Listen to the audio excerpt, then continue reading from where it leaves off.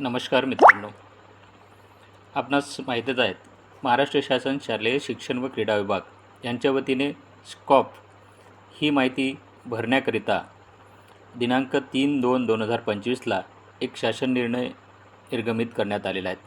त्यानुसार स्कॉपची माहिती आपल्याला सर्व शाळांची भरून फायनलाइज करायची आहे। त्याची अंतिम तारीख 31 मार्च 2025 आहे।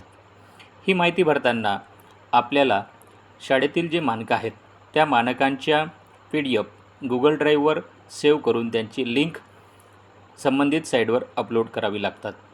ही माहिती Google ड्राईव्हवर अपलोड करणे आणि त्याची लिंक तयार करणे या संदर्भात आपण थोडक्यात माहिती पाहणार आहोत। सर्वप्रथम आपल्याला आपल्या मोबाईलमधील Google ड्राईव्ह ओपन करायची आहेत। Google ड्राईव्ह ओपन केल्यानंतर आपल्याला अशा प्रकारची Google ड्राईव्ह दिसेल। या ठिकाणी आपण एक नवीन फोल्डर तयार करून घ्यावं, जेणेकरून त्या फोल्डरमध्ये सगळ्या मानकांच्या PDF आपल्याला सेव्ह करता येईल। या ठिकाणी प्लसच्या चिन्हावर आपण गेलं की एक फोल्डर म्हणून ऑप्शन येतं। त्या फोल्डरवर क्लिक केलं की त्या ठिकाणी या फोल्डरला जे नाव पाहिजे ते नाव आपण देऊ शकतो।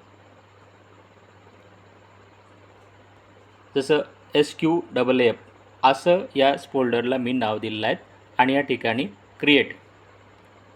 आता हे स्कॉपचं फोल्डर तयार झालेलं आहे।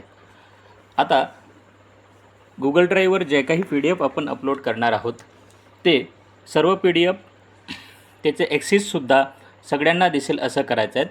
त्याकरिता आपण या फोल्डरचंच ॲक्सेस पहिले सेटिंग करून घ्यायचं। या स्कॉपच्या फोल्डरवर 3 डॉट दिसतील, त्या ठिकाणी आपण क्लिक करा आणि मॅनेज ॲक्सेस याच्यावर क्लिक करून इथे गेल्यानंतर only people added can open with the link यावर क्लिक करा आणि इथे चेंज करा। या ठिकाणी एनीवन विथ द लिंक यावर ते क्लिक करावं। अशा प्रकारची एवढी सेटिंग आपल्याला प्रथम करायची आहेत आणि मग आपण मागे यायचं। आता ज्या काही PDF आपल्या मोबाईलमध्ये आहेत त्या PDF या ठिकाणी Google ड्राईव्हवर अपलोड करायचे आहेत।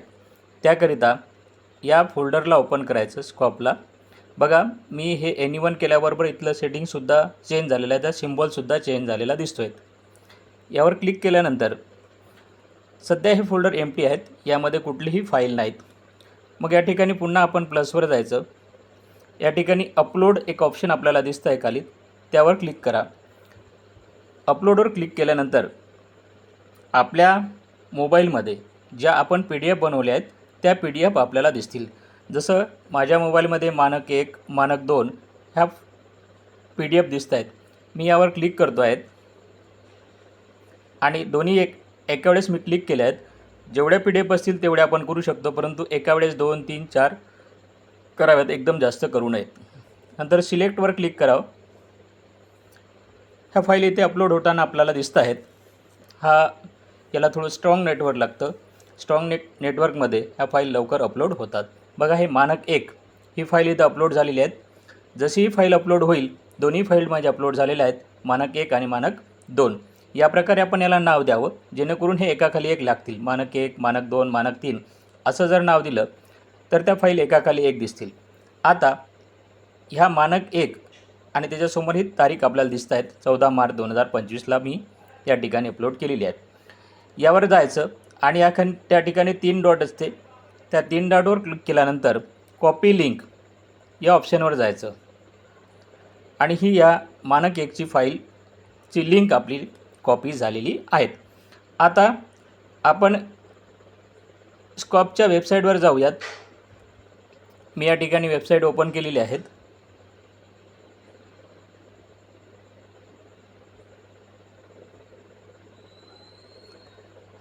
स्कॉपच्या वेबसाईट गेल्यानंतर आता जी माहिती आपल्याला भरायची आहे मानक 1 यावर आपण क्लिक करूयात। यानंतर प्रथम आपण स्तर निवडावा, त्यानंतर Google ड्राईव्हची लिंक पेस्ट करावी। तर हा जो मुद्दा आहे, मुख्याध्यापक आणि शिक्षक अभ्यासक्रमाशी निगडीत दस्तऐवज आणि NCERT SCERT यांनी प्रकाशित केलेल्या संदर्भ साहित्याची परिशिती आहेत।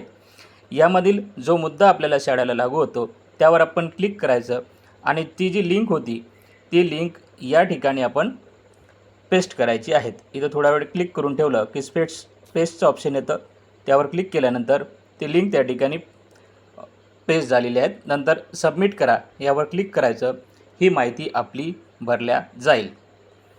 अशा प्रकारे एक एक करून सर्व लिंक आपल्याला भरायच्या आहेत. पुन्हा मागे जायचं, 2 मानकवर जायचं, पुन्हा तिथून लिंक घ्यायची. अशा प्रकारे हे काम आपल्याला पूर्ण करायचं आहे. या संदर्भात मी आपणास माहिती दिलेली आहे.